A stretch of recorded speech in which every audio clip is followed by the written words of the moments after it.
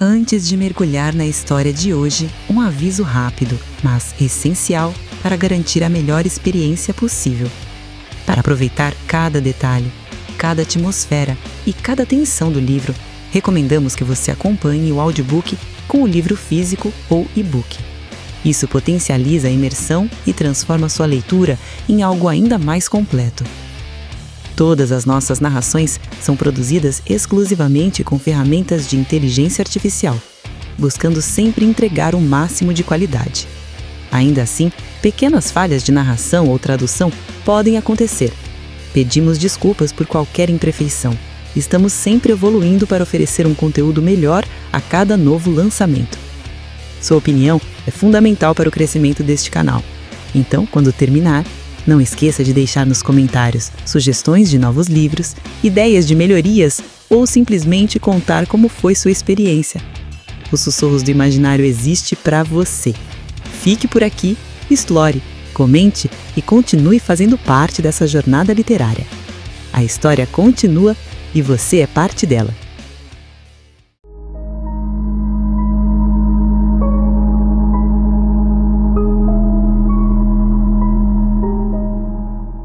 Capítulo 8. Porque a avó foi embora abruptamente. As duas pessoas de quem Bruno mais sentia saudades eram o avô e a avó. Eles moravam juntos num pequeno apartamento próximo às bancas de frutas e legumes. E, na época em que Bruno se mudou para Haja Vista, o avô tinha quase 73 anos, o que, para os padrões do menino, fazia dele praticamente o homem mais velho do mundo. Certa tarde, Bruno calculara que, se viesse a própria vida de novo e de novo por 8 vezes, ainda assim seria um ano mais novo do que o avô. O avô passará a vida toda cuidando de um restaurante no centro da cidade, e um de seus empregados era o pai do amigo de Bruno, Marty, que trabalhava como chefe de cozinha. Embora o avô não cozinhasse mais ou atendesse às mesas, ainda passava lá a maior parte de seus dias, sentado no bar durante as tardes, conversando com os fregueses, fazendo suas refeições à noite e lá ficando até a hora de fecha, rindo com os amigos. A avó jamais parecia velha em comparação às avós dos outros meninos. Na verdade, quando Bruno descobriu a idade que ela tinha, 62, ficou impressionado. Ela conhecera o avô quando ainda era jovem, após uma de suas apresentações, e de alguma maneira ele a convenceu a se casarem, apesar de todos os defeitos dele. O cabelo dela era comprido e ruivo, surpreendentemente parecido com o da nora, e os olhos, verdes, o que ela atribuía ao sangue irlandês disperso pela família. Bruno sempre sabia quando as festas familiares atingiam o ápice de animação, porque a avó ficava andando o piano até que alguém se sentasse para tocar e pedisse a ela para cantar. "Como é?" fazia ela, levando a mão ao peito como se a ideia de cantar já lhe tirasse fôlego. "É uma canção que estão pedindo. Ora, eu não poderia. Imagine. Infelizmente, meu jovem, meus dias de cantoria já são coisa do passado." "Cante, cante", pediam todos os convivas, e, após a devida pausa, que podia chegar a 10 ou 12 segundos, ela afinal cedia e se voltava para o jovem ao piano e dizia rapidamente numa voz bem-humorada: "La vie en rose, mi bemol maior, e tente acompanhar as mudanças."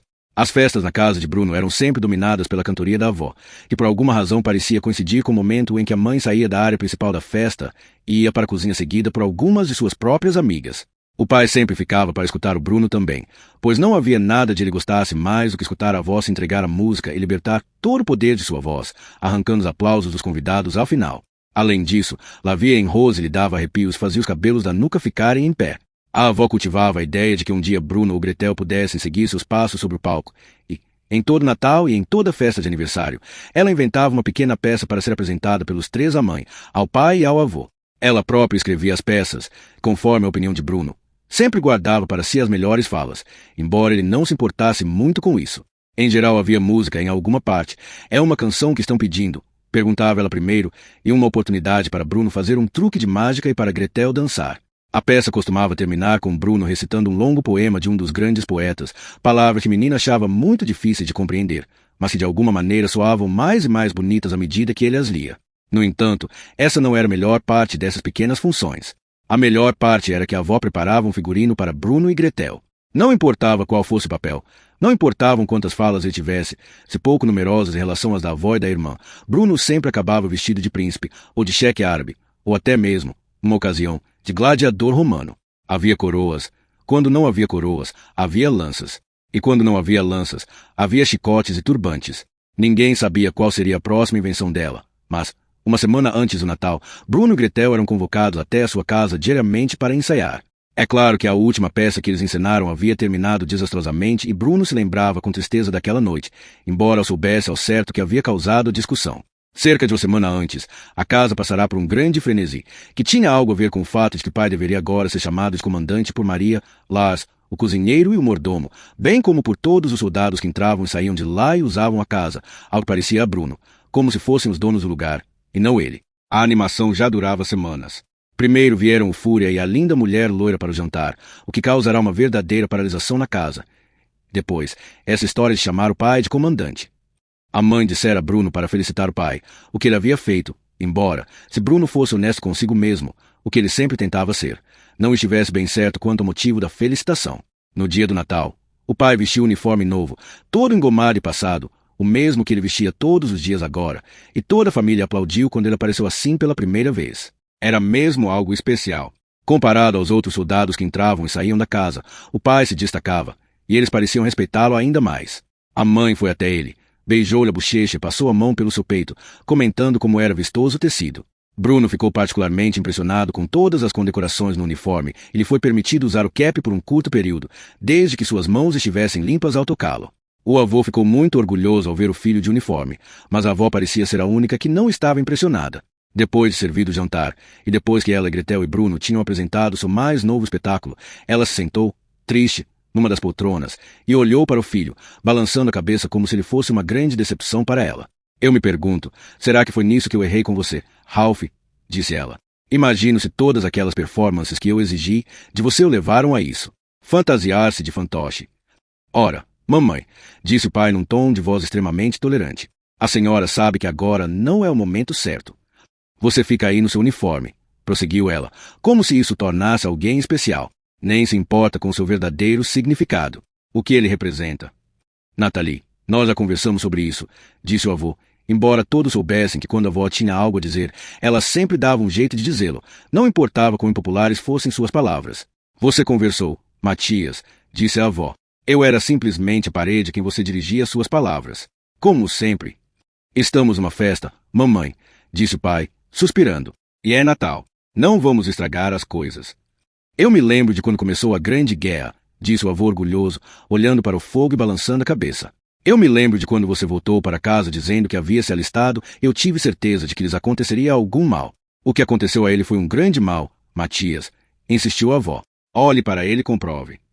E olhe para você agora, prosseguiu o avô, ignorando-a. Fico tão orgulhoso de vê-lo promovido a uma posição de tamanho destaque, ajudando seu país a recuperar o orgulho depois de tanto sofrimento que nos foi imposto. Os castigos muito acima e além. Céus, escute o que está dizendo, gritou a avó. Não sei qual dos dois é mais tolo. Mas, Nathalie, disse a mãe tentando acalmar um pouco os ânimos, não acha que Ralph ficou lindo no uniforme novo? Se ficou lindo, perguntou a avó, inclinando-se para a frente e encarando a nora como se esta tivesse perdido o juízo.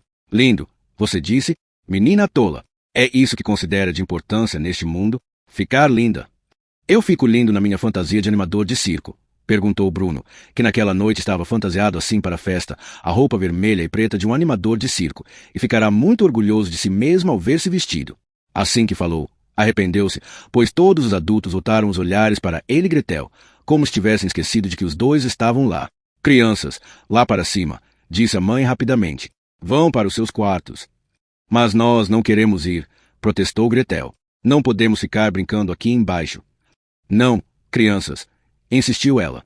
Vão para o andar de cima e fechem a porta ao saírem. É só isso que interessa a vocês, soldados, afinal, disse a avó, ignorando completamente as crianças. Ficar bonitos nos uniformes alinhados, fantasiando-se para fazer as coisas terríveis, terríveis que vocês fazem. Eu me envergonho, mas culpo a mim mesma, Ralph, não a você. Crianças, subam já, disse a mãe, batendo palma, e desta vez os dois não tiveram escolha senão obedecer. Mas, ao invés de subir direto para os quartos, eles fecharam a porta e sentaram-se na escada no andar de cima, tentando escutar o que os adultos diziam. Entretanto, as vozes da mãe e do pai estavam abafadas e difíceis de entender. A do avô nem se ouvia, e a da avó arrastava-se, surpreendentemente. Afinal, após alguns minutos, a porta se abriu de um só golpe, e Gretel e Bruno correram escada acima, enquanto a avó pegava o casaco que deixara pendurado na entrada. É uma vergonha, gritou ela antes de sair. Envergonha-me que um filho meu seja um patriota, gritou o pai, que talvez jamais tivesse aprendido aquela regra sobre não interromper sua mãe. Que belo patriota, gritou ela. As pessoas que você recebe nesta casa para o jantar. Fico com nojo. E vê-lo nesse uniforme me dá vontade de arrancar os olhos da cara, acrescentou antes de sair abruptamente e bater a porta atrás de si. Bruno vira a avó poucas vezes desde então e não tivera chance de se despedir dela antes de vir para Haja Vista, mas sentia muito a sua falta e decidiu escrever-lhe uma carta. Naquele dia ele se sentou, munido de papel e tinta, e contou a ela como estava infeliz lá e o quanto queria estar de volta a Berlim.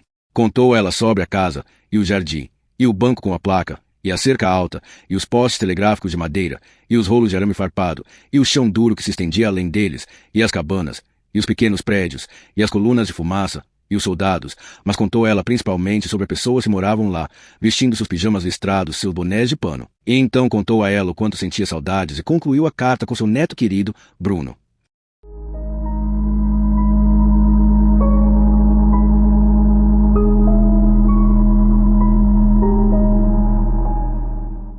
Capítulo 9. Bruno se lembra de como gostava de explorar. Durante um bom tempo nada mudou em Haja Vista. Bruno ainda tinha que aturar a antipatia de Gretel, que não perdia a oportunidade de descontar nele seu mau humor bastante frequente, já que ela era um caso perdido. E ele ainda queria voltar para casa em Berlim, embora as memórias daquele lugar estivessem começando a se desvanecer, apesar de suas melhores intenções. Já fazia semanas que ele nem sequer pensava em mandar uma carta para a avó ou para o avô, e menos ainda em sentar-se para escrever. Os soldados continuavam indo e vindo todos os dias da semana, fazendo reuniões no escritório do pai, no qual era proibido entrar em todos os momentos sem exceção. O tenente Kotler continuava andando por ali de botas pretas, como se não houvesse no mundo pessoa mais importante do que ele. Quando não estava com o pai, ficava na entrada de carros conversando com Gretel, enquanto esta ria histérica e enrolava o cabelo em torno dos dedos, ou então ficava sussurrando com a mãe nos cômodos da casa. Os criados continuaram lavando e varrendo, cozinhando, limpando e servindo e tirando a mesa, sempre mantendo a boca fechada, a não ser quando alguém se dirigia a eles. Maria continuava, na maior parte do tempo, arrumando e ajeitando tudo, garantindo que cada peça de roupa de Bruno que não estivesse em uso fosse guardada bem dobrada no armário. E Pavel continuava indo à casa todas as tardes para descascar as batatas e cenouras, se depois punha o paletó branco e servia a mesa do jantar. De tempos em tempos Bruno pegava olhando para seu joelho, onde uma pequena cicatriz do acidente com balanço se destacava, mas fora isso nunca conversavam. Mas então as coisas mudaram. O pai decidiu que era hora de as crianças retomarem os estudos. Embora Bruno achasse ridículo uma escola onde havia apenas 2 alunos para ensinar, tanto a mãe como o pai concordaram em chamar um professor particular para vir a casa todos os dias e preencher suas manhãs e tardes com aulas. Algumas manhãs mais tarde, um homem chamado Erlich chegou pelo acesso à estrada no Sucalhambeck e era hora de voltar às aulas. Erlich era um mistério para Bruno. Ainda que fosse bastante amigável a maior parte do tempo, jamais erguendo a mão para ele como fazia o antigo professor em Berlim. Alguma coisa em seus olhos fazia o menino pensar que havia dentro dele uma raiva pronta para escapar. Erlich gostava especialmente de história e geografia, enquanto Bruno preferia literatura e arte. Essas coisas são inúteis, insistia o professor. O bom entendimento das ciências sociais é muito mais importante na nossa época. A vovó sempre nos deixa participar da encenação de peças teatrais em Berlim. Bruno apontou. Sua avó, no entanto, não era sua professora, certo? Perguntou Erlich. Ela era sua avó. E aqui eu sou seu professor. Portanto, você estudará as coisas que eu considero importantes e não apenas os assuntos que são do seu interesse. Mas os livros não são importantes? Perguntou Bruno. Livros que tratam dos assuntos importantes do mundo, é claro, explicou Erlich. Mas não os livros de histórias. Não os livros que falam de coisas que jamais aconteceram. Quanto você sabe de sua própria história, jovem rapaz? Para seu crédito, Erlich referia-se a Bruno como jovem rapaz, assim como Pavel é ao contrário do tenente Kotler. Bem, eu sei que nasci no dia 15 de abril de 1934, disse Bruno. Não a sua história, interrompeu Erlich. Não estou falando de sua história pessoal. Quero dizer a história de quem você é, de onde vem, a herança de sua família, sua terra natal. Bruno franziu o senho e parou para pensar. Ele não sabia ao certo se o pai possuía alguma terra, pois, embora a casa de Berlim fosse grande e confortável, não havia muito espaço no quintal ao redor dela. E ele já tinha idade bastante para saber que a Haja Vista não pertencia a eles, apesar de toda a área do lugar. Não sei muito a respeito, ele admitiu afinal, mas sei bastante sobre a Idade Média. Gosto de histórias sobre cavaleiros e aventuras de exploração. Erlich emitiu um silvo por entre os dentes e balançou a cabeça, irritado. Então é exatamente isso que eu vim corrigir, disse ele numa voz sinistra. Vim tirar da sua cabeça esses livros infantis e ensinar-lhe mais a respeito do lugar de onde você vem, sobre os terríveis crimes cometidos contra você. Bruno concordou e sentiu-se bastante satisfeito, porque presumiu que finalmente lhe seria dada alguma explicação quanto ao porquê de haverem sido todos forçados a deixar sua casa confortável e ir para aquele lugar terrível, o que provavelmente fora o maior crime jamais cometido contra ele durante sua curta vida. Alguns dias mais tarde, sentado sozinho em seu quarto, Bruno começou a pensar em todas as coisas que ele gostava de fazer em casa e que ainda não tivera ocasião de fazer desde que chegara à Haja Vista. A maioria delas não era sequer possível de ser feita, já que não havia amigos com quem brincar, e não se podia pensar que Gretel se dignaria brincar com ele.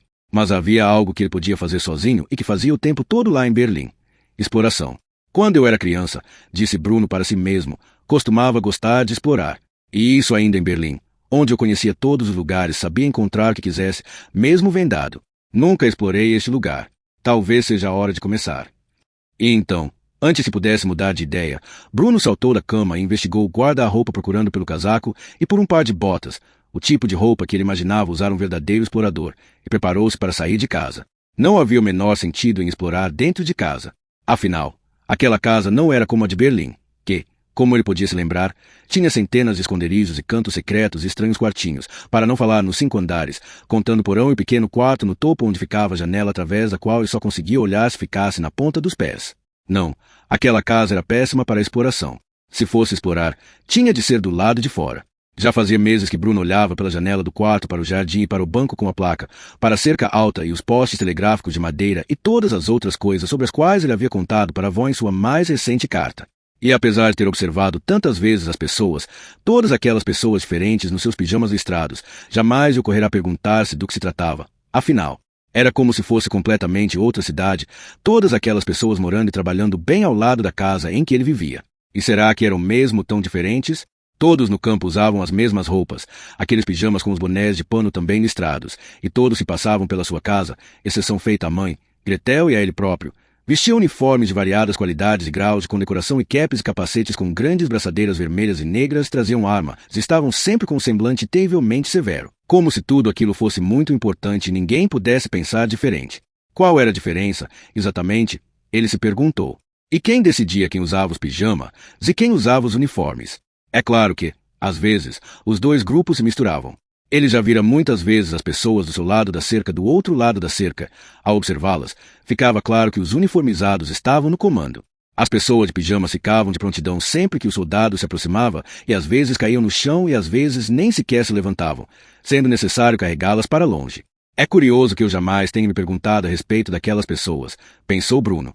E é curioso pensar que os soldados vão para o outro lado tantas vezes, e ele vir até mesmo para ir ao outro lado em diversas ocasiões. Mas as pessoas de pijama jamais eram convidadas para vir até a casa. Às vezes, não era frequente, mas às vezes, alguns dos soldados ficavam para o jantar, e nessas ocasiões muitas bebidas espumantes eram servidas, e no instante que Gretel e Bruno punham o último bocado de comida na boca, eram mandados para seus quartos, e então havia um grande barulho no andar de baixo e uma cantoria horrível também. A mãe e o pai obviamente apreciavam a companhia dos soldados. Bruno era capaz de perceber, mas ele jamais, nem por uma vez, haviam convidado alguma das pessoas de pijamas para o jantar.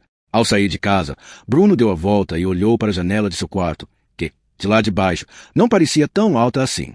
Seria possível saltar dela sem se machucar muito, ele concluiu, embora não conseguisse imaginar em que circunstâncias seria capaz de tentar algo tão idiota. Talvez se a casa estivesse em chamas e ele estivesse preso do lado de dentro, mas mesmo assim parecia arriscado. Ele olhou para a direita o mais longe que pôde, e a cerca alta parecia seguir até o horizonte na luz do sol, perdendo-se na distância, o que deixou feliz, pois isto significava que ele não sabia o que havia além dela, e teria de andar bastante para descobrir, e era esse o espírito da exploração, afinal de contas.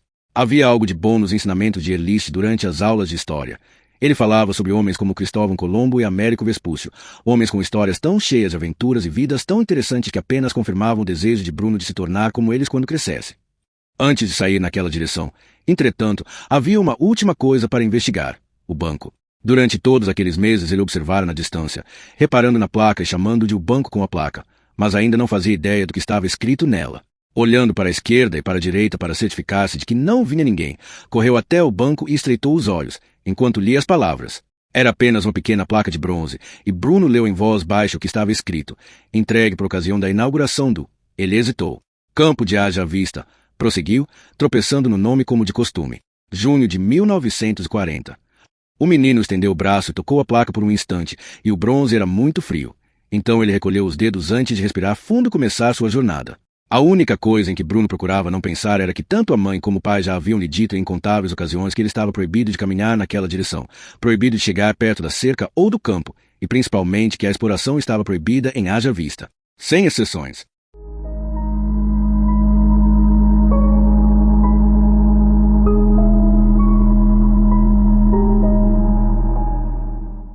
Capítulo 10.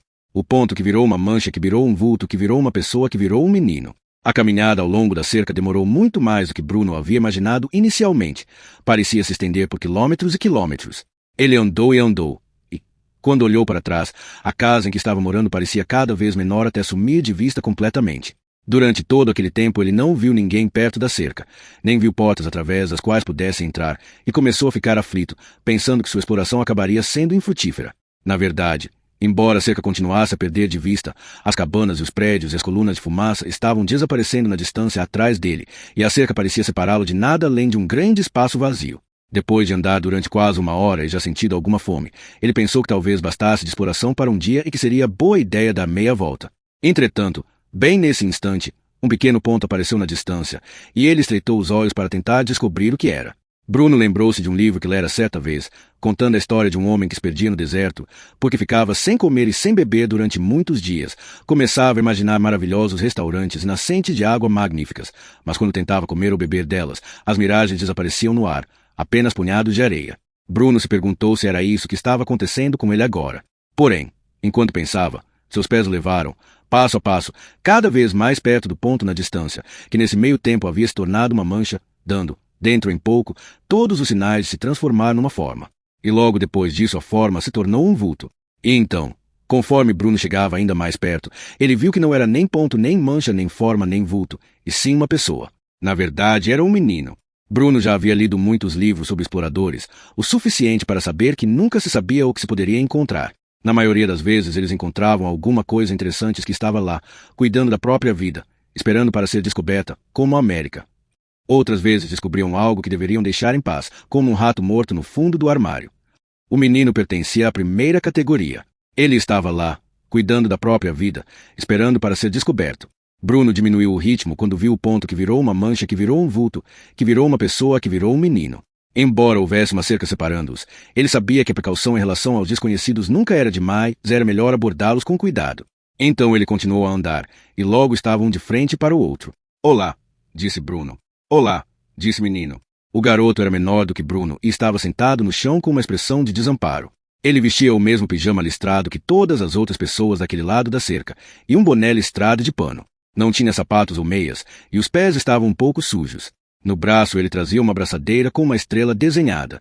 Quando Bruno se aproximou do menino pela primeira vez, ele estava sentado no chão de pernas cruzadas, olhando para a poeira debaixo de si.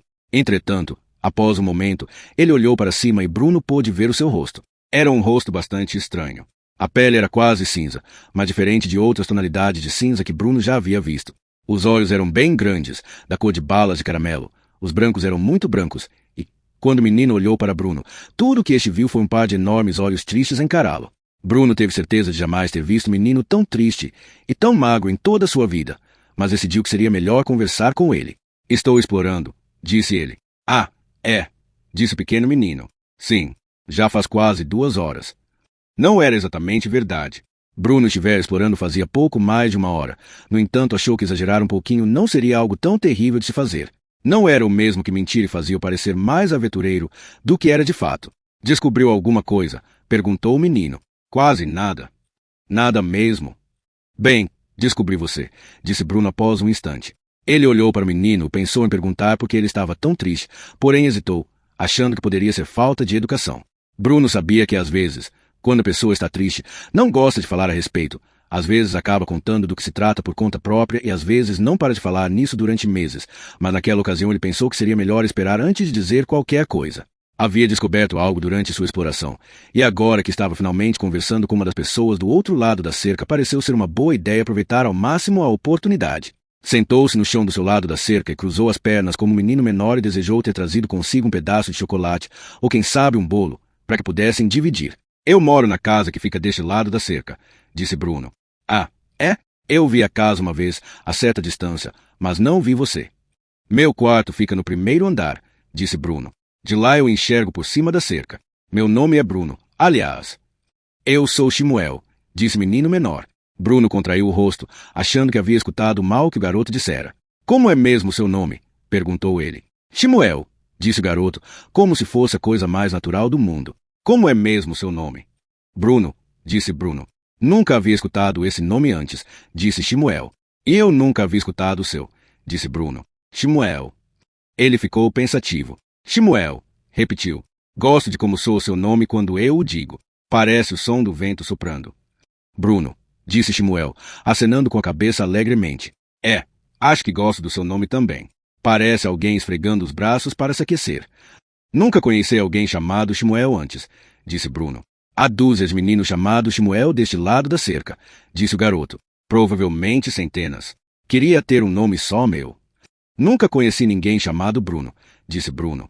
Além de mim mesmo, é claro. Acho que devo ser o único no mundo. Sorte sua, disse Shmuel. Deve ser. Quantos anos você tem? Perguntou Bruno. Shmuel pensou a respeito e olhou para os dedos, que se agitavam no ar, como se ele estivesse tentando calcular. Tenho 9 anos, disse o menino. Eu nasci no dia 15 de abril de 1934. Bruno encarou, surpreso. O que você disse? Perguntou ele. Disse que nasci no dia 15 de abril de 1934. Os olhos de Bruno se arregalaram e a boca fez o formato de um "oh, não posso acreditar", disse ele. Por que não? Perguntou Shmuel. Não, disse Bruno, sacudindo a cabeça rapidamente. Não quis dizer que não acredito em você.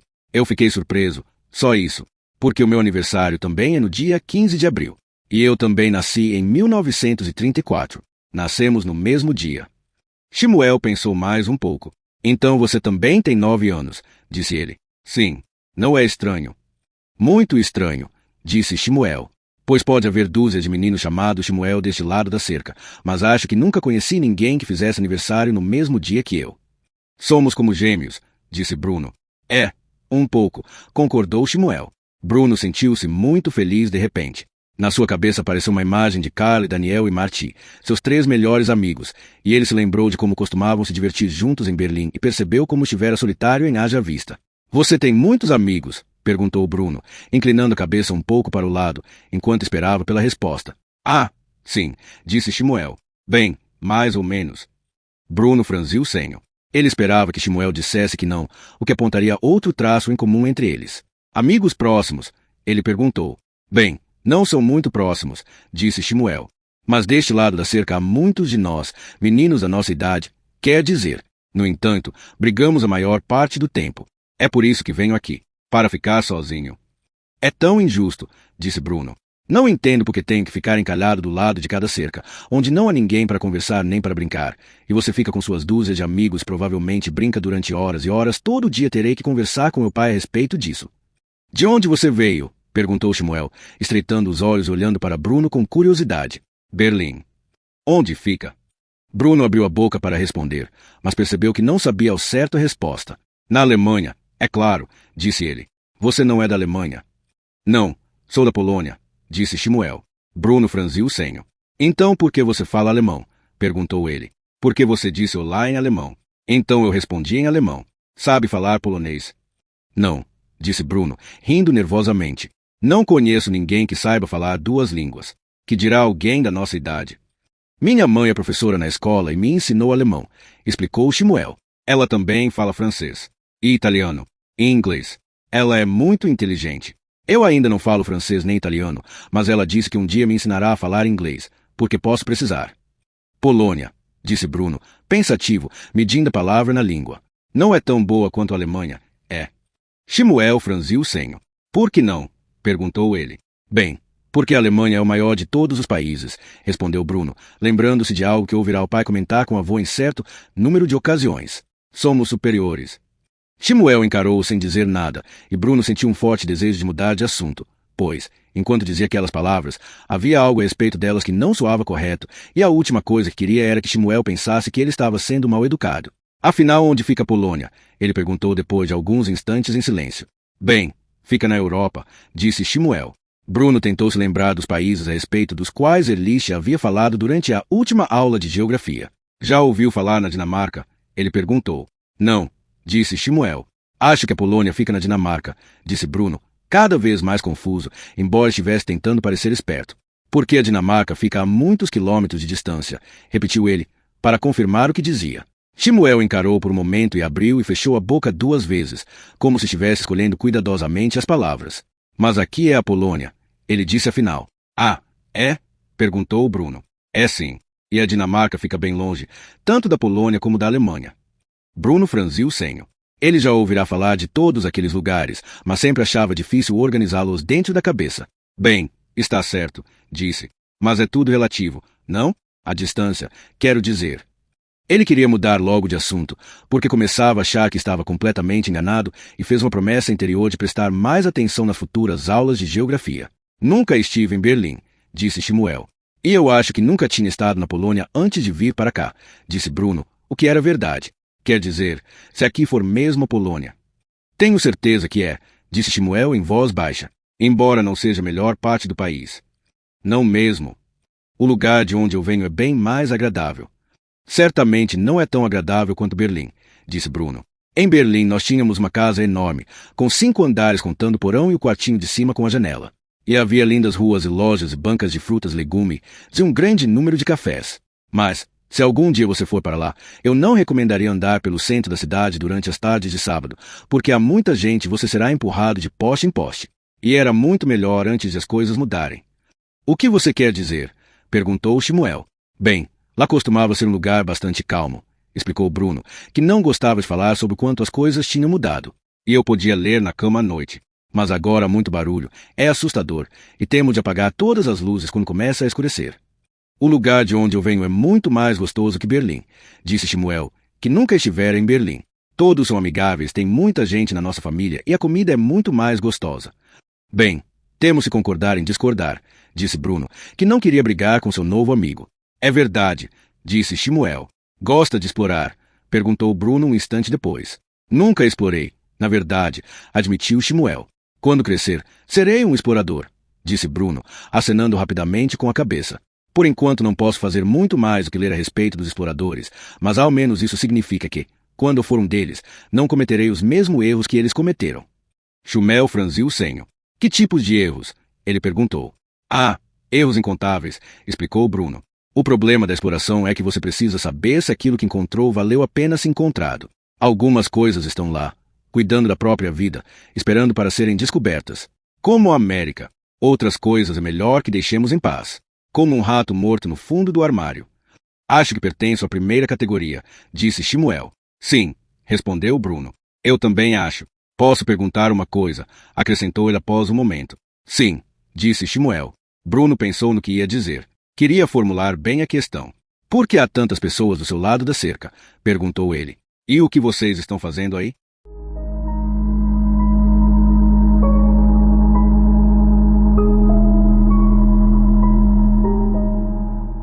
Capítulo 11. O Fúria. Alguns meses antes, logo depois de ter recebido um novo uniforme, que significava que todos deveriam chamá-lo de comandante, e pouco antes de Bruno ter chegado em casa e encontrado Maria arrumando suas coisas, o pai entrou em casa certa noite mostrando grande animação, o que era muito incomum no caso dele, e marchou até a sala de estar onde a mãe, Bruno e Gretel, estavam sentados lendo seus livros.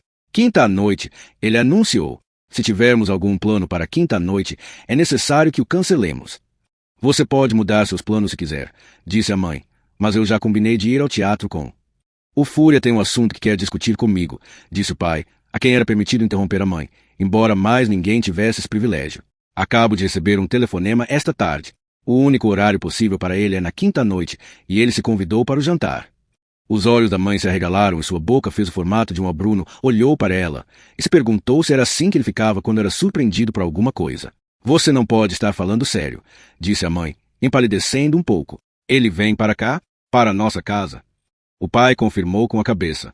Às 7 horas, ele disse. Então é melhor pensarmos em algo muito especial para o jantar. Oh, céus, disse a mãe, seus olhos indo de lá para cá com rapidez, enquanto ela pensava em todas as coisas que precisavam ser feitas. Quem é o Fúria?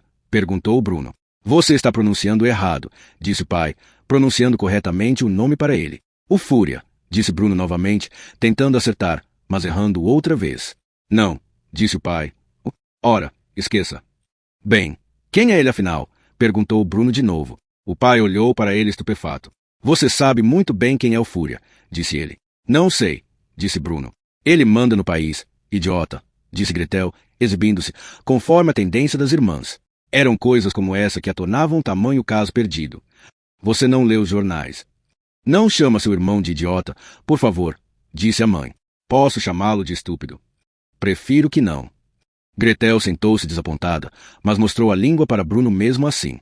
Ele vem sozinho, perguntou a mãe. Esqueci de perguntar, disse o pai, mas presumo que ele vá trazê-la consigo. Oh, céus, disse a mãe outra vez, levantando-se contando na cabeça a quantidade de coisas que precisava organizar antes de quinta-feira, que era dali a apenas 2 dias.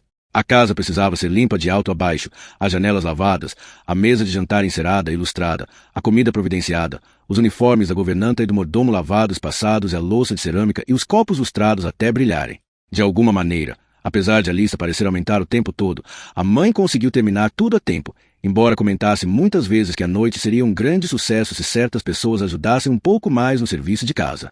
1 hora antes da que o Fúria havia anunciado que iria chegar, Gretel e Bruno foram chamados ao andar de baixo, onde receberam um raro convite para ir ao escritório do pai. Gretel trajava um vestido branco e meias até os joelhos, e o cabelo estava arrumado em cachos trançados. Bruno vestia shorts marrons, uma camisa branca lisa e uma gravata marrom escura. Usava um par de sapatos novos comprados especialmente para a ocasião, e tinha muito orgulho deles, embora fossem pequenos demais e estivessem apertando seus pés, dificultando-lhe a caminhada.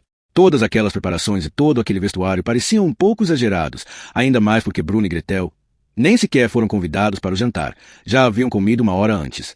Bem, crianças, disse o pai, sentando-se atrás da escrivaninha e olhando para o filho e para a filha e de volta para o filho enquanto ambos permaneciam diante dele. Sabem que temos pela frente uma noite muito especial, não é?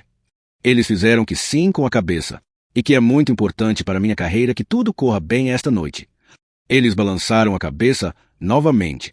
Então há algumas regras básicas que precisam ser esclarecidas antes de começarmos.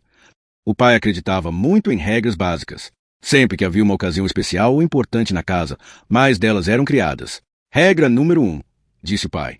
Quando o Fúria chegar, vocês ficarão no corredor, em silêncio, prontos para cumprimentá-lo. Não falem com ele até que ele fale com vocês.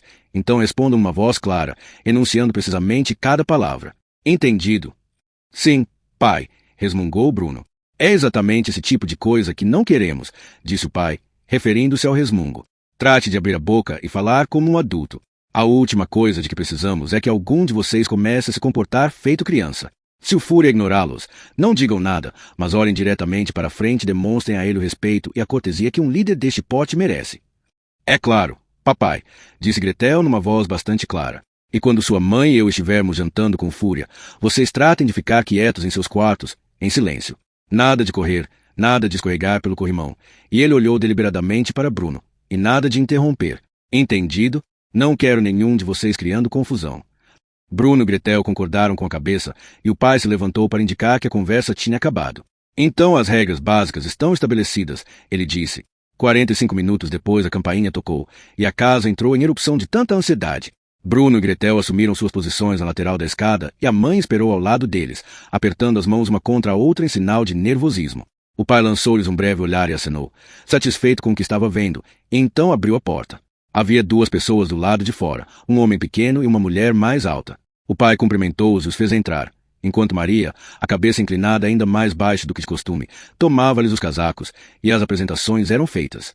Primeiro falaram com a mãe, dando a Bruno a oportunidade de observar os convidados e decidir sozinhos se eram dignos ou não dignos de tanto alarde. O Fúria era bem mais baixo que o pai, e não tão forte quanto ele, supôs o menino. Seu cabelo era escuro, cortado bastante curto, e ele tinha um pequeno bigode, tão minúsculo que Bruno se perguntou por que ele não o cortava, ou se não teria se esquecido de uma parte quando fazia a barba.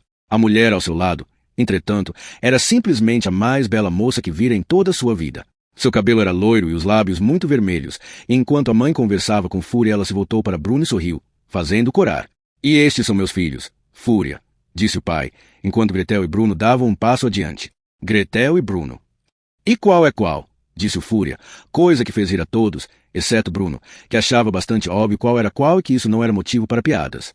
O Fúria estendeu a mão e cumprimentou o menino e Gretel, que fez uma cortesia cuidadosa e ensaiada. Bruno deleitou-se quando o gesto deu errado e ela quase caiu. Que crianças encantadoras, disse a mulher loira. E quantos anos eles têm? Se me permite a pergunta. Eu tenho 12, mas ele só tem 9, disse Gretel, olhando desdenhosamente para o irmão. E também sei falar francês, acrescentou ela, o que não era exatamente verdade, embora tivesse aprendido algumas frases na escola. Sim, mas por que você faria uma coisa dessas? Perguntou Fúria, e desta vez ninguém riu. Na verdade, todos se remexeram no lugar, em sinal de desconforto, e Gretel encarou, sem saber se deveria responder ou não. O problema foi rapidamente resolvido. No entanto, pois o Fúria, que era o convidado mais mal educado que Bruno já vira, deu meia volta e foi direto até a sala de jantar, sentando-se prontamente na cabeceira da mesa, na cadeira do pai. Sem dizer outra palavra. Um pouco atrapalhados, a mãe e o pai o seguiram, e a mãe disse a Lar se podia começar a esquentar a sopa. Eu também sei falar francês, disse a linda mulher loira, inclinando-se sorrindo para as duas crianças. Ela não parecia ter medo do Fúria, ao contrário da mãe e do pai. O francês é um belo idioma e você faz bem em aprendê-lo. Eva, gritou Fúria do outro aposento, estalando os dedos como se ela fosse alguma espécie de filhote de estimação. A mulher girou os olhos nas órbitas e levantou-se lentamente, voltando-se para ele. Gostei dos seus sapatos, mas eles parecem um pouco apertados em você, ela acrescentou, sorrindo. Se não pequenos, é melhor avisar sua mãe, antes que eles o machuquem. Estão um pouco apertados, admitiu Bruno. Eu não costumo pentear os cabelos em cachos, disse Gretel, com ciúme da atenção que o irmão estava recebendo. Mas por que não? Perguntou a mulher. Fica tão bonita desse jeito. Eva, rosnou Fúria uma segunda vez, e ela então se afastou deles. Foi um prazer conhecê-los, ela disse, antes de entrar na sala de jantar e sentar-se ao lado esquerdo do Fúria. Gretel foi até a escada, mas Bruno ficou parado no mesmo lugar, observando a mulher loira até que o olhar dela encontrou o seu e ela acenou para o menino, bem quando o pai apareceu e fechou a porta, fazendo um gesto com a cabeça, que Bruno interpretou corretamente como hora de ir para o quarto, ficar bem quieto, não fazer barulho, principalmente, não escorregar no corrimão. O Fúria e Eva ficaram lá por quase 2 horas, e nem Bruno nem Gretel foram chamados escada abaixo para se despedir deles. Bruno observou-os indo embora da janela do quarto e reparou que, quando chegaram perto do carro, que o impressionou porque tinha um motorista, o Fúria não abriu a porta para sua acompanhante. Em vez disso, entrou e começou a ler um jornal, enquanto ela se despedia uma última vez da mãe, agradecendo-lhe o delicioso jantar. Que homem horrível, pensou Bruno. Mais tarde naquela noite, Bruno escutou alguns trechos da conversa entre o pai e a mãe. Certas frases escaparam pela fechadura ou por sob a porta do escritório do pai e subiram pela escada e deram a volta pelo andar de cima e deslizaram por sob a porta do quarto de Bruno. Suas vozes estavam estranhamente altas e Bruno só conseguia entender fragmentos do que eles estavam conversando, que deixar Berlim e ainda trocá-la por um lugar tão horrível, dizia a mãe. Não temos escolha, ao menos não se quisermos prosseguir com, dizia o pai. Como se fosse a coisa mais natural do mundo, e não é, simplesmente não é, dizia a mãe. O que aconteceria é que eu seria levado embora e tratado como um, dizia o pai. Esperar que eles cresçam num lugar como, dizia a mãe. E o assunto está encerrado. Não quero ouvir nem mais uma palavra sobre, dizia o pai. Aquilo deve ter sido o fim da conversa porque a mãe saiu do escritório do pai e Bruno adormeceu. Alguns dias mais tarde ele chegou em casa vindo da escola e encontrou Maria em seu quarto, tirando todos os pertences dele do guarda-roupa e arrumando-os dentro de 4 caixotes de madeira, até mesmo aquelas coisas que ele escondera no fundo e que pertenciam somente a ele e não eram da conta de mais ninguém. E foi então que a história começou.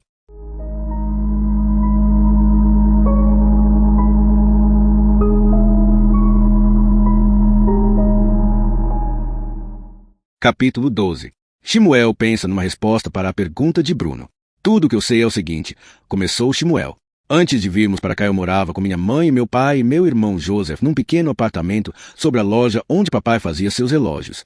Todo dia tomávamos café da manhã juntos às 7 horas. Enquanto íamos à escola, papai consertava os relógios que as pessoas lhe traziam e fazia alguns novos também. Eu tinha um lindo relógio que ele me deu, mas não está mais comigo. Era dourado.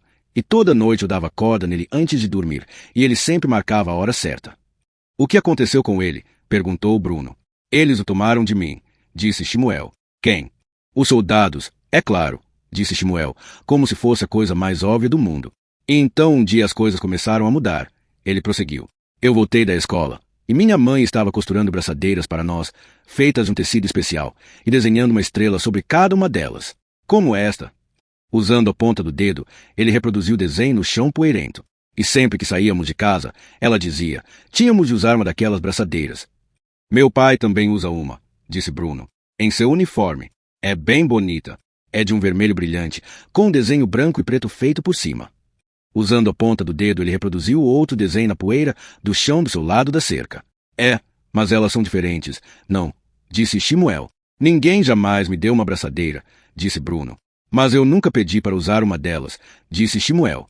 Mesmo assim, disse Bruno, acho que bem que eu gostaria de usar uma. Não sei qual delas eu preferiria, se a sua ou a do meu pai.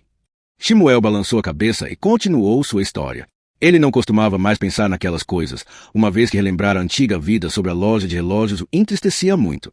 Usamos abraçadeiras durante alguns meses, ele disse, e então as coisas mudaram novamente. Cheguei em casa um dia, e a mamãe disse que não poderíamos mais morar na nossa casa. Isso também aconteceu comigo, gritou Bruno, deleitando-se com o fato de não ser o único menino que fora obrigado a se mudar. O Fúria veio para o jantar, sabe, e pouco depois nós tivemos que nos mudar para cá. E eu odeio este lugar. Ele acrescentou numa voz exaltada. Por acaso ele foi até sua casa e fez o mesmo? Não. Mas quando nos disseram que não podíamos mais morar na nossa casa, tivemos que nos mudar para outra parte de Cracóvia, onde os soldados haviam construído um grande muro, e minha mãe, meu pai, meu irmão e eu, todos tínhamos que morar no mesmo quarto. Vocês 4?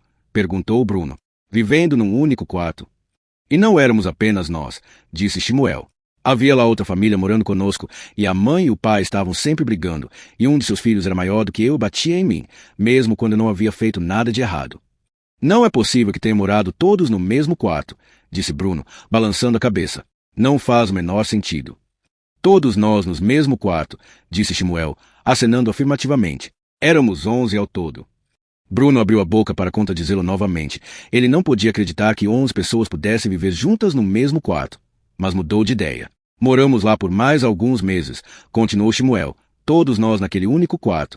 Havia apenas uma pequena janela, só que eu não gostava de olhar através dela porque, então, via um muro, e eu odiava o muro, porque nossa verdadeira casa ficava do outro lado. E aquela parte da cidade era a parte ruim, porque havia sempre muito barulho e era impossível dormir. E eu odiava o Luca, que era o menino que continuava me batendo, mesmo quando eu não tinha feito nada de errado. Gretel me bate às vezes, disse Bruno. É a minha irmã, acrescentou ele. E também um caso perdido. Mas logo eu serei maior e mais forte, então ela não vai nem mesmo saber de onde veio o tapa. Então, um dia vieram os soldados seus gigantescos caminhões, continuou Shmuel, que não parecia muito interessado em Gretel, e todos tiveram que deixar suas casas.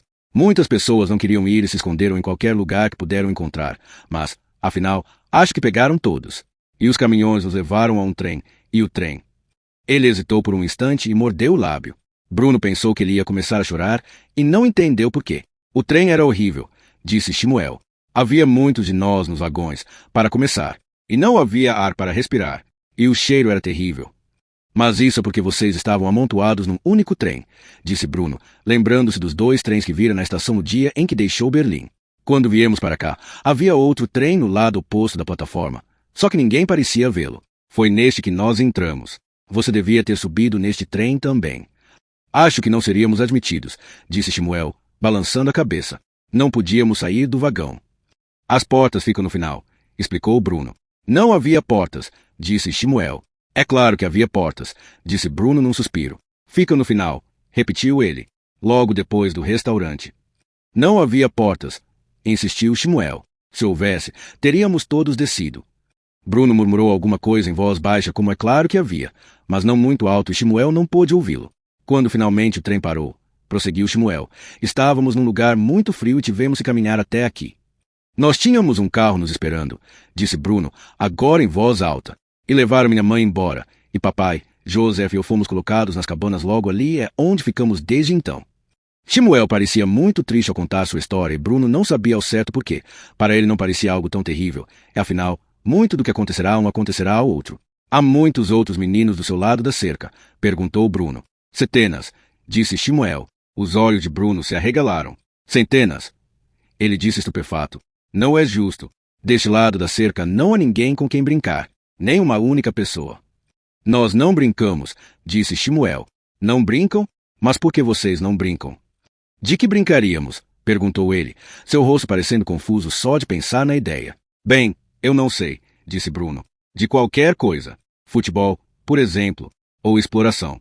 Como é a exploração aí do seu lado da cerca? É legal? Shmuel balançou a cabeça e não respondeu. Ele olhou de volta para as cabanas e se voltou para Bruno. Não queria fazer a próxima pergunta, mas a dor em seu estômago o obrigou a fazê-la. Trouxe alguma comida com você? Ele perguntou.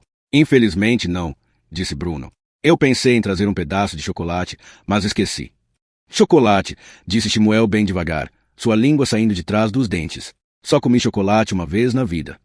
Uma vez? Eu adoro chocolate. Não consigo enjoar, se bem que minha mãe diga que isso faz os dentes apodrecerem. Trouxe algum pão?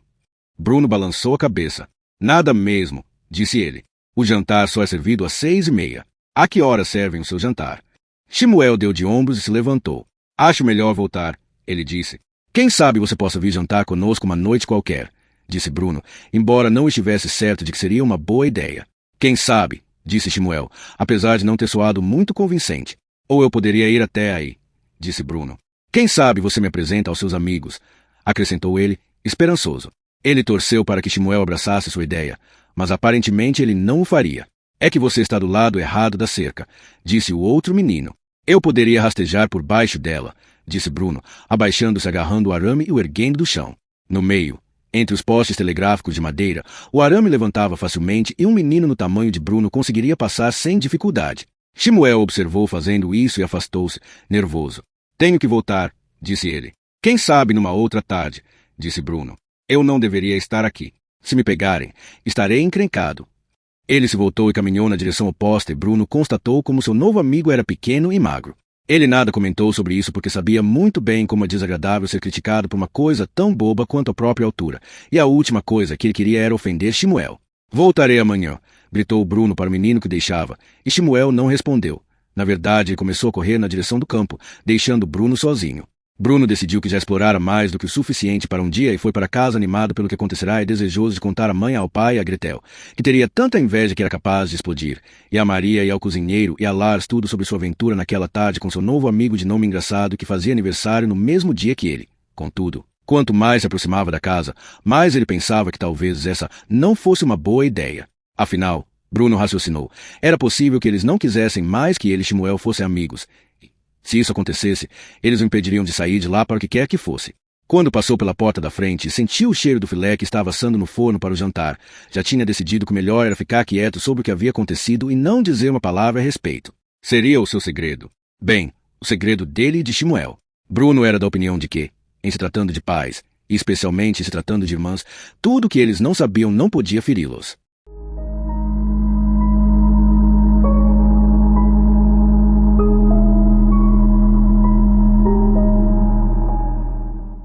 Capítulo 13. A garrafa de vinho.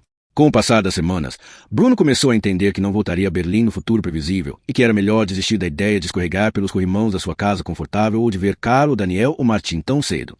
Todavia, a cada dia ele se acostumava mais e mais com a vida em Haja Vista e parou de se sentir tão infeliz a respeito de sua nova realidade. Afinal, não era mais como se ele não tivesse com quem conversar. Todas as tardes, terminadas as aulas, Bruno caminhava o longo percurso acompanhando a cerca e se sentava para conversar com o novo amigo Shmuel, até a hora de voltar para casa. E aquilo começou a valer por todo o tempo que ele passará sentindo saudade de Berlim. Certa tarde, enquanto enchia os bolsos com uma porção de pão e queijo retirados da geladeira, Maria entrou e parou ao ver o que ele estava fazendo. Olá, disse Bruno, tentando parecer tão casual quanto possível. Você me deu um susto. Não a escutei chegando. Não está comendo outra vez, está? Perguntou Maria, sorrindo. Já almoçou, não? E ainda tem fome? Um pouco, disse Bruno. Vou sair para caminhar e pensei que poderia ter fome antes de voltar. Maria deu de ombros e foi até o fogão, onde pôs uma panela de água para ferver. Dispostas na mesa ao lado, havia uma pilha de batatas e cenouras, prontas para serem descascadas quando Pavel chegasse mais tarde. Bruno estava prestes a sair quando a comida atraiu sua atenção e lhe veio à mente uma pergunta que havia algum tempo o incomodava. Ele não pensara quem perguntar antes, mas aquele parecia ser o momento perfeito e Maria, a pessoa perfeita a quem fazê-la. Maria, disse ele, posso lhe fazer uma pergunta? A governanta deu meia volta e o olhou, surpresa. É claro, senhor Bruno, disse ela. E se eu lhe fizer a pergunta, promete não contar a ninguém que vou perguntar. Ela estreitou os olhos, desconfiada, mas acenou afirmativamente. Está bem, disse ela. O que você quer saber? É sobre o Pavel, disse Bruno. Você o conhece, não é? O homem que vem descascar os legumes, se depois nos serve à mesa. Ah, sim, disse Maria, sorrindo. Ela parecia aliviada pelo fato de a pergunta não ser sobre nada mais sério. Eu conheço Pavel. Já conversamos em inúmeras ocasiões. Por que pergunta sobre ele? Bem, disse Bruno, escolhendo cuidadosamente as palavras para não dizer algo que não deveria. Lembra-se de que pouco tempo depois de virmos para cá eu fiz um balanço no carvalho e caí e machuquei o joelho. Sim, disse Maria. Não está doendo de novo, está? Não, não é isso, disse Bruno. Mas, quando eu me machuquei, Pavel era o único adulto por perto e ele me trouxe para casa e limpou o corte e o lavou e passou nele um unguento verde, que doeu, mas acho que ajudou a sarar, e depois fez um curativo sobre o ferimento. É o que qualquer pessoa faria para alguém que se machucou, disse Maria. Eu sei, prosseguiu ele. Só que naquela ocasião ele me disse que na verdade não era um servente. O rosto de Maria congelou-se e por um instante ela não disse nada. Em vez disso, olhou em outra direção e lambeu levemente os lábios antes de acenar com a cabeça. Sei, disse ela. E o que ele disse que era? Disse que era médico, respondeu Bruno, o que me pareceu muito estranho. Ele não é médico, é? Não, disse Maria, balançando a cabeça. Não, ele não é médico. Ele é um servente. Eu sabia, disse Bruno, bastante satisfeito consigo mesmo. Então por que ele mentiu para mim? Não faz sentido. Pavel não é mais um médico, Bruno, disse Maria, em voz baixa. Mas ele foi, em outra vida, antes de vir para cá. Bruno franziu o senho e se pôs a pensar a respeito daquilo. Não entendo, disse ele. Poucos de nós entendem, disse Maria. Mas se ele era médico, por que não é mais? Maria suspirou e olhou para fora da janela para certificar-se de que não vinha ninguém e então acenou com a cabeça na direção das cadeiras, e ela e Bruno se sentaram. Se eu lhe contar o que Pavel me disse sobre a vida dele, disse ela, você não poderá contar a mais ninguém. Entendido? Estaríamos todos muito encrencados. Eu não contarei a ninguém, disse Bruno, que adorava ouvir segredos e quase nunca os traía, a não ser quando era absolutamente necessário, é claro, e não houvesse nada que ele pudesse fazer para preservá-los. Está bem, disse Maria. Isto é tudo o que eu sei. Bruno chegou atrasado ao ponto da cerca onde ele encontrava com Shmuel todo dia, mas, como sempre, o novo amigo estava esperando sentado no chão de pernas cruzadas. Desculpe o atraso, disse ele, entregando ao menino um pouco de pão e queijo através da cerca, os pedaços que ele ainda não havia comido durante o caminho, quando de fato ficará com fome. Estava conversando com a Maria. Quem é Maria? Perguntou Shmuel, sem erguer os olhos, enquanto metia a comida goela abaixo, faminto. É a nossa criada, explicou Bruno. Ela é muito legal, embora meu pai diga que ela é muito bem paga para tanto. Maria estava me contando sobre um sujeito chamado Pavel, que vem cortar os legumes para nós e nos serve à mesa. Acho que ele mora do seu lado da cerca. Shmuel ergueu os olhos por um momento e parou de comer. Do meu lado, ele perguntou. Sim. Você o conhece? Ele é muito velho e usa um paletó branco quando está servindo jantar. Provavelmente você já o viu. Não, disse Shmuel, balançando a cabeça. Nunca o vi. Tenho certeza que sim, disse Bruno, irritado, como se Shmuel estivesse sendo deliberadamente difícil. Ele não é tão alto quanto a maioria dos adultos, tem a postura pouco inclinada e seu cabelo é grisalho. Acho que você ainda não entendeu quantas pessoas há aqui deste lado da cerca, disse Shmuel. Há milhares de nós. Mas este de quem estou falando se chama Pavel, insistiu Bruno. Quando eu caí do balanço, ele limpou o ferimento para que não infeccionasse e fez um curativo na minha perna. Enfim, o motivo pelo qual estou lhe contando tudo isso é porque ele também é da Polônia, como você. A maioria de nós é da Polônia, disse Shmuel. Embora também haja gente de outros lugares, como a Checoslováquia, sim, mas foi por isso que eu pensei que você pudesse conhecê-lo. Enfim, Pavel era um médico em sua cidade natal antes de vir para cá, mas agora ele não tem mais permissão para ser médico, e se meu pai soubesse que foi ele quem limpou meu joelho quando me machuquei, então haveria uma grande encrenca. Em geral, os soldados não gostam de ver as pessoas melhorando de saúde, disse Shmuel, engolindo o último pedaço de pão.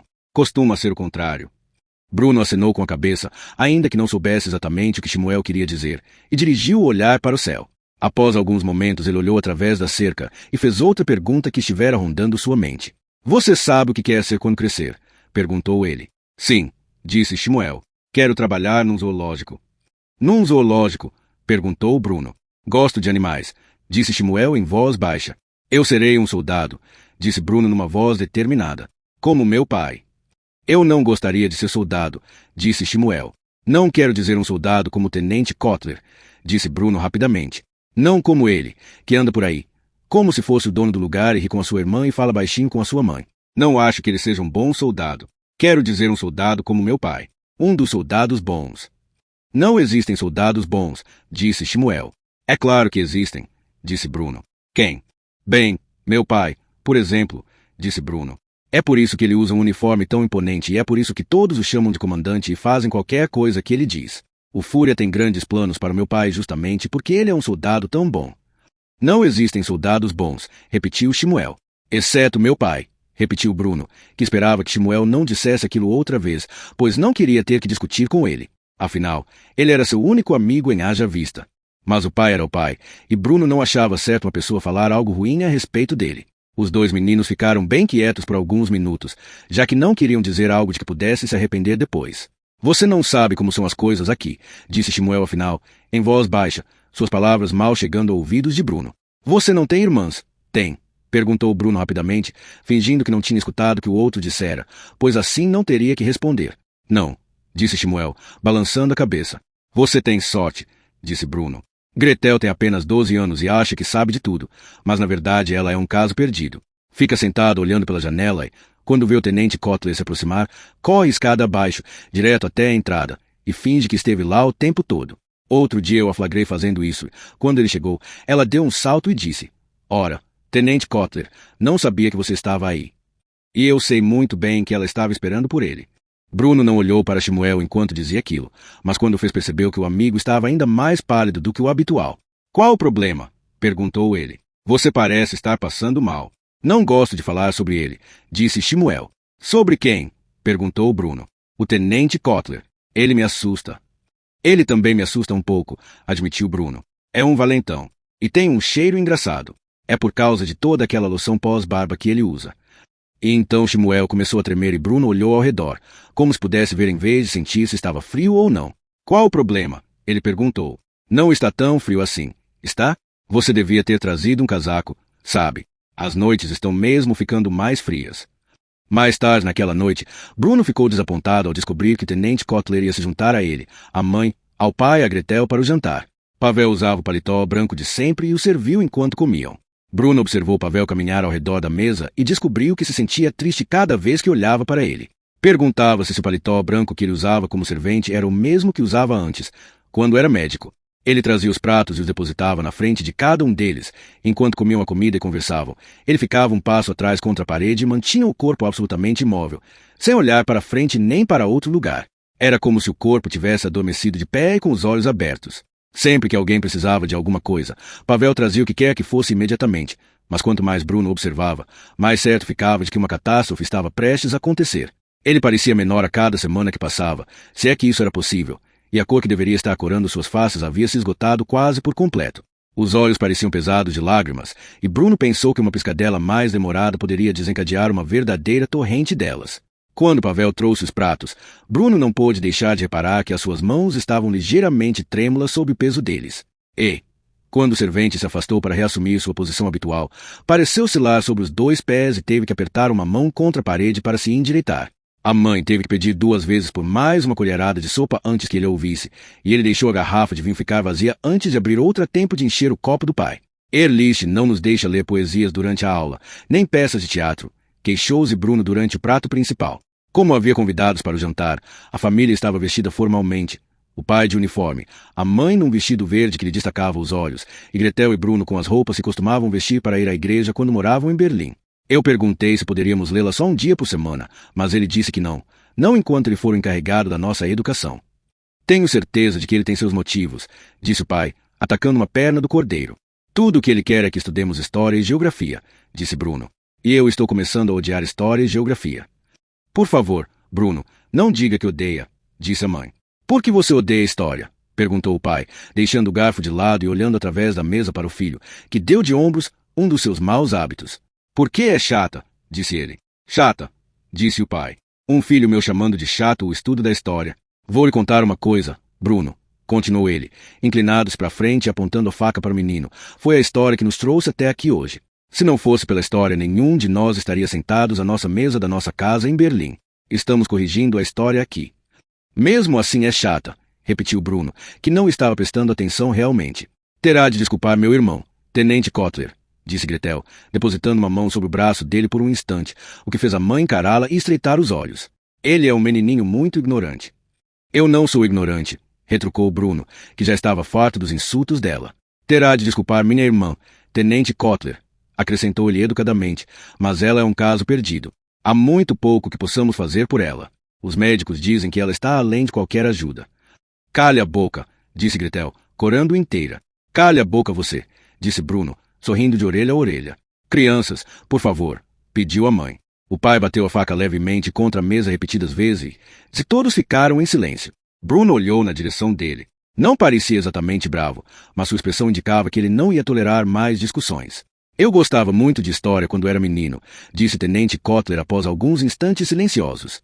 E, embora meu pai fosse professor de literatura na universidade, eu sempre preferi as ciências sociais às artes. Não sabia disso, Kurt, disse a mãe, voltando-se para olhá-lo por um momento. Ele ainda é professor. Acho que sim, disse Tenente Kotler. Na verdade, não sei. Mas como pode não saber? Perguntou ela, contraindo o rosto. Você não mantém contato com ele. O jovem tenente meteu na boca um grande bocado de cordeiro, o que lhe deu uma oportunidade para pensar em uma resposta. Ele olhou para Bruno como se desejasse que o menino jamais tivesse tocado no assunto. Kurt, repetiu a mãe, você não mantém contato com seu pai. Na verdade, não, ele respondeu, dando de ombros, como se dispensasse o assunto, e nem sequer voltou a cabeça para encará-la. Ele deixou a Alemanha há alguns anos. Acho que foi em 1938. Desde então não o vi mais. O pai parou de comer por um instante e olhou para o tenente Kotler do outro lado da mesa, franzindo levemente o senho. E para onde ele foi? Perguntou. Perdão, comandante, pode repetir, por favor? Perguntou o tenente Kotler, apesar de o pai ter falado numa voz perfeitamente clara. Perguntei aonde ele foi, repetiu ele. Seu pai, o professor de literatura. Para onde ele foi quando deixou a Alemanha? O rosto do tenente Kotler enrubesceu levemente e ele gaguejou um pouco ao responder. Creio que. Acho que está na Suíça agora, disse afinal. A última notícia que tive é de que ele estava lecionando numa universidade em Berna. Ah, mas a Suíça é um lindo país, disse rapidamente a mãe. Nunca estive lá, admito, mas pelo que ouço contar, ele não deve ser muito velho, o seu pai, disse o pai, silenciando a todos com sua voz grave. Quero dizer, você tem apenas, quanto? 17, 18 anos de idade. Acabei de completar 19, comandante. Então seu pai teria pouco mais 40 anos, imagino. O tenente Kotler não disse nada e continuou comendo, embora não parecesse estar saboreando a comida. Estranho que ele tenha decidido deixar a pátria, disse o pai. Não somos próximos, meu pai e eu, disse o tenente Kotler rapidamente, olhando ao redor para todos na mesa, como se devesse a eles alguma explicação. É verdade, não nos falamos há anos.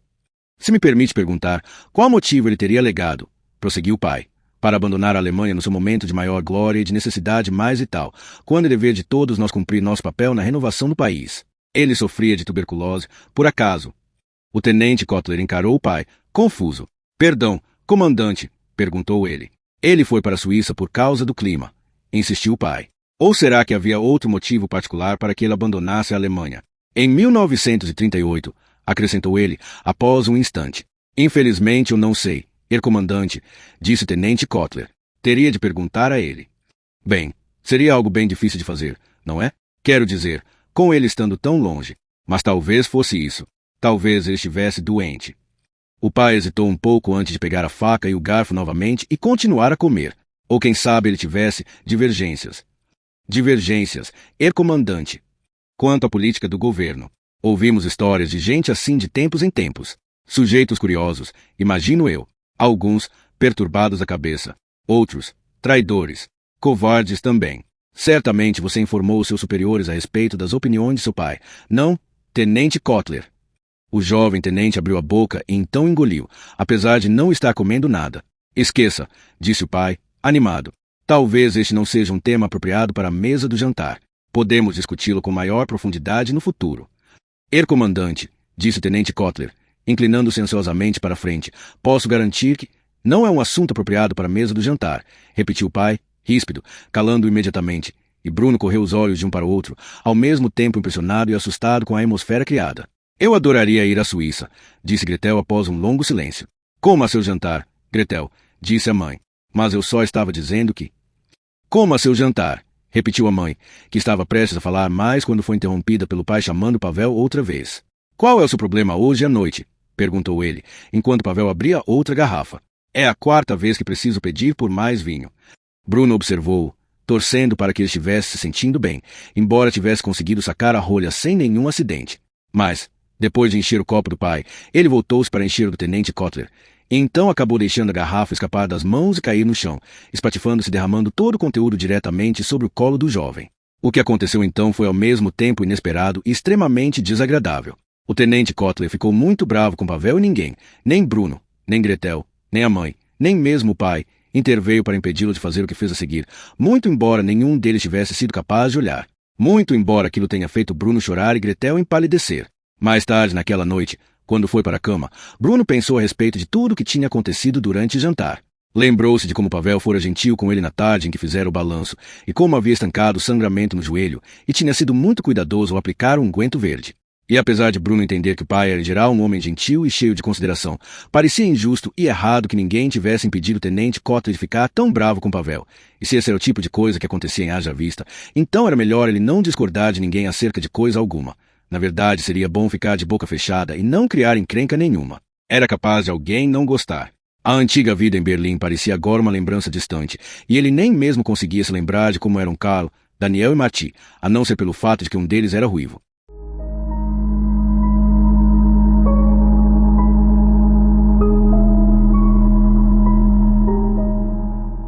Capítulo 14. Bruno conta uma mentira perfeitamente razoável. Durante muitas semanas após o ocorrido, Bruno continuou a sair de casa sempre que Erlich dava o dia por encerrado e a mãe tirava uma de suas sonecas da tarde, e empreendia a longa jornada acompanhando a cerca para se encontrar com Shmuel, que quase toda a tarde ficava esperando por ele, sentado de pernas cruzadas sobre o chão, olhando para a poeira embaixo de si. Certa tarde, Shmuel apareceu com um olho roxo, e quando Bruno perguntou por que seu olho estava daquele jeito, ele simplesmente balançou a cabeça e disse que não queria falar sobre aquilo. Bruno imaginou que houvesse valentões por todo o mundo, e não apenas nas escolas de Berlim, e que um deles devia ter feito aquilo a Shmuel. Ele sentiu um anseio de ajudar o amigo, mas não conseguia pensar em nada que pudesse fazê-lo sentir-se melhor, e era fácil adivinhar que Shmuel preferia fingir que nada acontecerá. Todo dia Bruno perguntava a Shmuel se podia rastejar por sob o arame para que pudessem brincar juntos do outro lado da cerca, e todo dia Shmuel respondia que não era uma boa ideia. Não sei por que você quer tanto vir deste lado, disse Shmuel. Não é muito bom. Você não sabe que é viver na minha casa, disse Bruno. Para começar, ela não tem 5 andares, tem apenas 3. Como pode uma pessoa morar num lugar tão pequeno?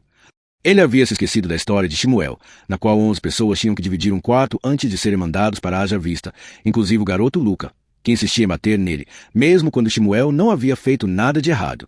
Um dia Bruno perguntou por que Shmuel e todas as outras pessoas daquele lado da cerca usavam os mesmos pijamas listrados, bonés de pano. Foi o que nos deram para vestir quando chegamos aqui, explicou Shmuel. Levaram embora todas as nossas roupas. Mas não chega uma hora em que você acorda pela manhã com vontade de vestir outra coisa. Deve haver alguma outra roupa no seu armário. Shmuel piscou os olhos e abriu a boca para dizer algo, mas então mudou de ideia. Eu nem mesmo gosto de listras, disse Bruno, embora aquilo não fosse verdade. De fato, ele gostava de listras e estava cada vez mais farto de ter que usar calças, camisas, gravatas e sapatos que eram pequenos demais para ele, enquanto Shmuel e seus amigos podiam ficar de pijama listrado o dia inteiro. Alguns dias mais tarde, quando Bruno acordou, estava chovendo forte pela primeira vez em semanas.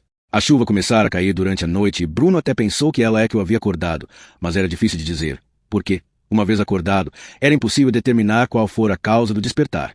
Enquanto tomava o café da manhã, a chuva prosseguiu. Durante todas as aulas matinais de Erlich, a chuva prosseguiu. Enquanto almoçava, a chuva prosseguiu. E quando desse fim mais uma sessão de história e geografia à tarde, a chuva prosseguiu. Essa era uma má notícia, pois significava que ele não poderia sair de casa para se encontrar com Shmuel. Naquela tarde, Bruno deitou-se na cama com um livro, mas achou difícil se concentrar, e foi então que o caso perdido entrou para vê-lo. Ela não costumava vir ao quarto do irmão, preferindo arrumar constantemente de novo sua coleção de bonecas durante o tempo livre. Entretanto, algo naquele clima úmido havia enfastiado da brincadeira de sempre, e ela ainda não tinha vontade de arrumá-las outra vez. O que você quer? Perguntou Bruno. Belo jeito de me dar as boas-vindas, disse Gretel. Estou lendo, disse Bruno. Está lendo o quê? Ela perguntou. E, em vez de responder, o menino simplesmente mostrou-lhe a capa, para que pudesse ver com os próprios olhos. Ela emitiu um som áspero por entre os lábios, e um pouco de sua saliva ateiçou no rosto de Bruno. Chato, cantarolou ela. Não é nada chato, disse Bruno. É uma aventura. Bem mais divertido do que arrumar bonecas, disso não há dúvida. Gretel não mordeu a isca desta vez. O que está fazendo? Ela repetiu, o que irritou Bruno ainda mais. Já disse, Estou tentando ler, disse ele numa voz emburrada. Se algumas pessoas permitirem. Eu não tenho nada para fazer, ela respondeu. Odeio chuva. Bruno achou difícil de entender o que Gretel dizia. Não era como se ela tivesse o que fazer, ao contrário dele, que embarcava em aventuras e saía explorando os lugares até fizeram um amigo. Ela raramente deixava a casa. Era como se tivesse decidido ficar entediada simplesmente porque não tinha escolha quanto a sair ou não. Mesmo assim, há momentos em que um irmão e uma irmã podem deixar de lado seus instrumentos de tortura por um instante e conversar como seres humanos civilizados, e Bruno decidiu fazer daquele um desses momentos. Eu também odeio chuva, disse ele. Já deveria estar com Shmuel a esta altura. Ele vai pensar que eu esqueci dele. As palavras saíram de sua boca mais rápido do que ele pôde contê-las. Bruno sentiu uma dor no estômago e ficou furioso consigo mesmo por ter dito aquilo. Deveria estar com quem? Perguntou Gretel. O quê? Perguntou Bruno, piscando para ela. Com quem você disse que deveria estar? Ela perguntou novamente. Desculpe, disse Bruno, tentando pensar rápido. Não escutei direito. Pode repetir. Com quem você disse que deveria estar? Gritou ela, inclinando-se para frente para que não houvesse confusão desta vez. Nunca disse que deveria estar com ninguém, disse ele. Disse sim. Disse que alguém vai pensar que você esqueceu dele. Perdão. Bruno, exclamou a irmã numa voz ameaçadora. Está louca? Ele perguntou, tentando fazê-la pensar que tinha inventado tudo sozinha, mas sem conseguir convencê-la, pois não era um ator natural como a avó, e Gretel balançou a cabeça e apontou o dedo para ele. O que você disse, Bruno? Insistiu ela. Você falou que deveria estar com uma pessoa. Quem era? Diga. Não há ninguém por aqui com quem brincar. Ah! Bruno pensou no problema em que se metera. Apesar de tudo, ele e a irmã tinham algo de crucial em comum. Não eram adultos. E embora ele nunca tivesse pensado em perguntar-lhe, havia uma grande chance de que Gretel estivesse tão solitária quanto ele lá em Haja Vista. Afinal, em Berlim ela tinha Hilda, Isobel e Luísa para brincar. Podiam ser garotas irritantes, mas ao menos eram suas amigas. Aqui não havia com quem conversar além da coleção de bonecas sem vida. Quem poderia dizer quão louca Gretel podia estar? Talvez, em seu pensamento, as bonecas falavam com ela. Mas ao mesmo tempo havia o fato indiscutível de que Shmuel era amigo dele e não dela, e Bruno não queria dividi-lo. Só havia uma coisa a fazer: mentir. Eu tenho um novo amigo, começou ele.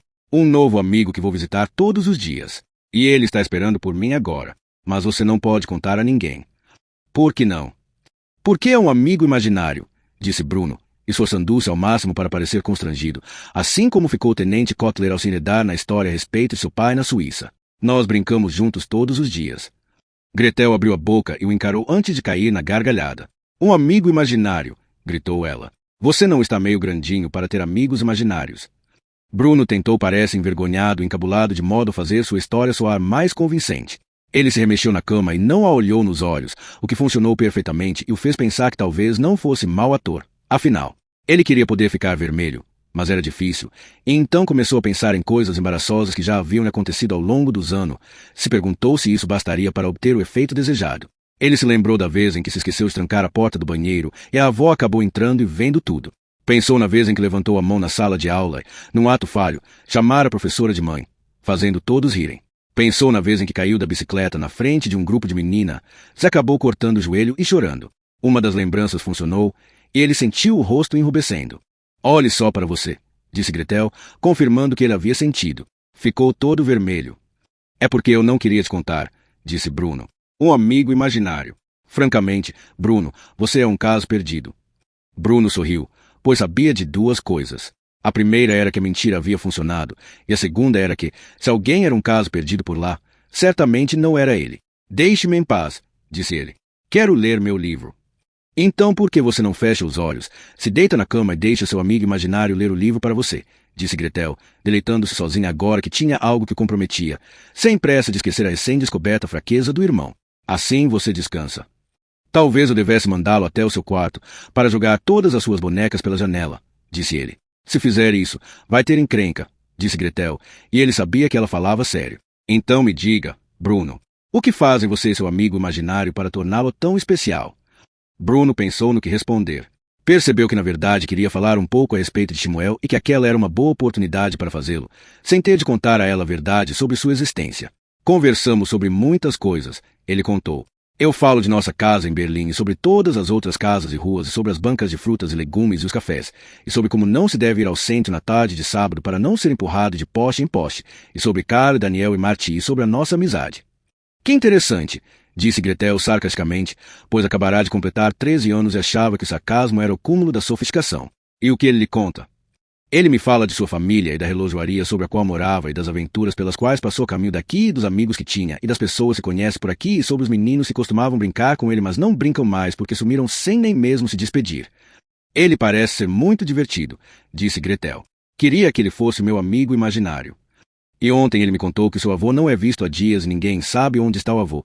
O pai começa a chorar e o abraça com tanta força que ele tem medo de ser apertado até a morte. Quando Bruno chegou ao final da frase, percebeu que sua voz havia quase emudecido. Estas eram coisas que Shmuel havia de fato lhe contado, mas por alguma razão ele não havia entendido até aquele momento quanto o amigo devia estar triste por causa delas. Quando Bruno as enunciou com a própria voz, sentiu-se mal por não ter dito nada de encorajador para animar Shmuel. Na verdade, ele mudará de assunto para algo mais fútil, como as explorações. Amanhã direi que sinto muito, disse a si mesmo.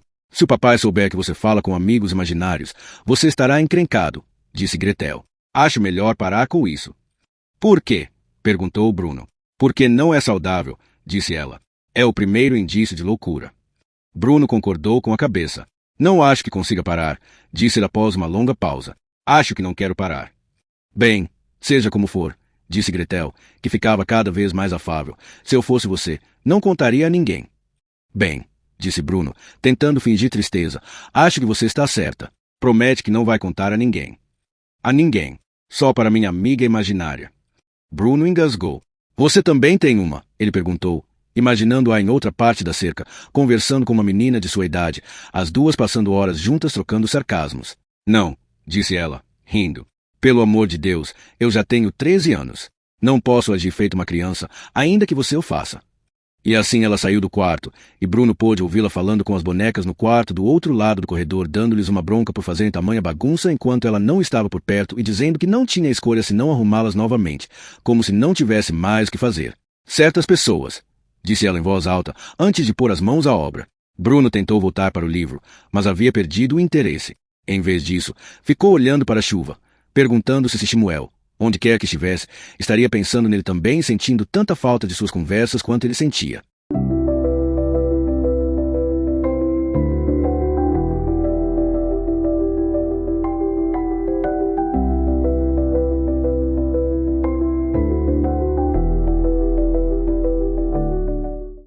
Chegamos ao fim da parte 2, e agora você está a um passo do desfecho. A parte final já está te esperando no canal, trazendo todas as revelações, reviravoltas e emoções que você merece. Não pare por aqui. Siga para o próximo capítulo e descubra como essa história termina.